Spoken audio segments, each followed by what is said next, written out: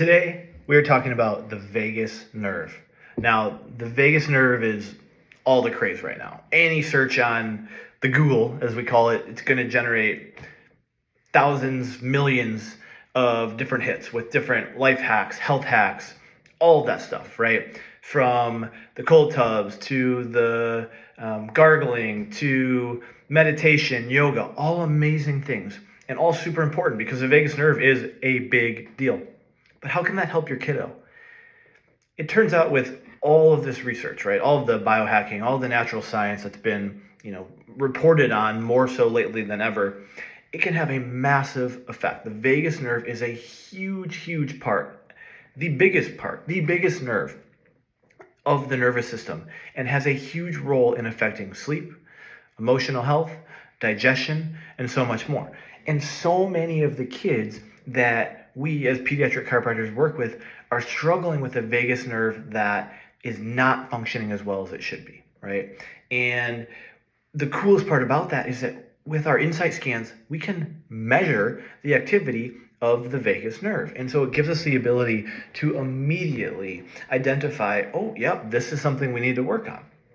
And so if you are a parent who maybe is health curious, health conscious, however you want to think about it, maybe you've heard of the vagus nerve, but you don't really quite get exactly how to work with it or how it could be something that could help with your kiddos, it's something that we can really, really help with. And one thing that we see as pediatric chiropractors time and time again when we're diving deep into the full health picture, right? When someone comes in on that first visit, we take our time, close to an hour, of just digging in and going all the way back. No matter how old that kiddo is, even if it's an older teenage kiddo, we're going to go all the way back to fertility, pregnancy, before they were even born. Because there are so many little clues and there are so many little things that we want to identify, right? So even if they are struggling with things like, let's say, anxiety or ADHD on the outside, oftentimes they're struggling with some of those internal struggles as well, and those internal functions, right? So the vast majority of the cases that we see are struggling with things like sleep, digestion, constipation, immune health, right? All those more internal struggles, but the ADD, ADHD, anxiety, autism, things like that are maybe some things that are more noticeable in their external behavior, but internally with those basic building blocks of good health, they also aren't doing well. And so there's no way that we can expect their brain-based health, right? Like focus and anxiety to be in a good place if they aren't even able to have some of those bodily functions be consistent and functional. And so the brain and the body are so directly connected. And mental health, physical health, right? There is this really obvious connection. And that connection is the vagus nerve. The vagus nerve is that huge part of the nervous system. And while it can often be incredibly complex, it can really be simplified to the fact that it's the nerve that controls your parasympathetic nervous system.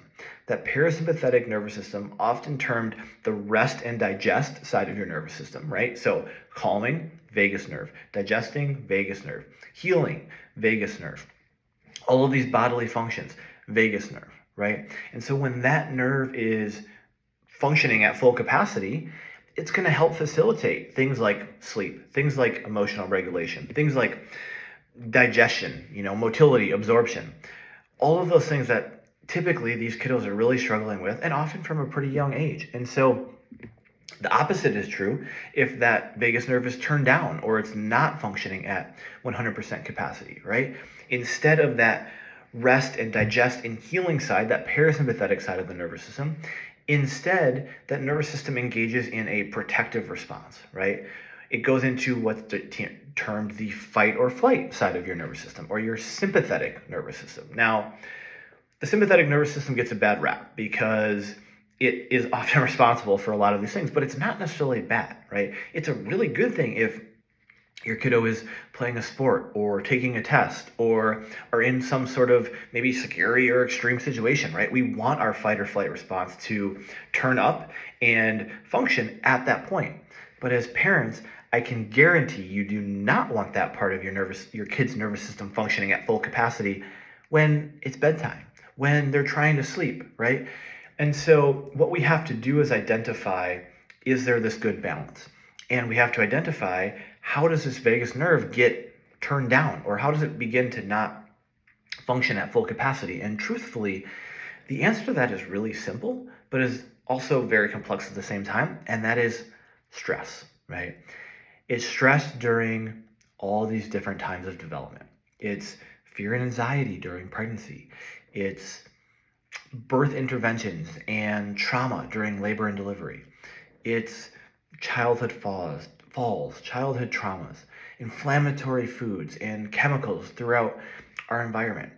And then, high levels of family and social stress and anxiousness as well, right? And so really what it comes down to is that our kiddos, and us as adults as well, are exposed to so many different types of stress from the second we are born, and quite frankly, even before that. And the stress builds and it builds and it starts to get stuck in our system, or in our kiddos' nervous system, and it causes them to be stuck on that fight or flight response. And so we start to lose that vagus nerve, right? If you don't use it, you lose it. That goes for the nervous system. And so if that vagus nerve is kind of turned down, all of a sudden, all of these different important functions, from eating, sleeping, pooping at a young age, to being able to calm and emotionally regulate as they get older and get into school, to staying away from things like depression and anxiety as they get into more teenage years.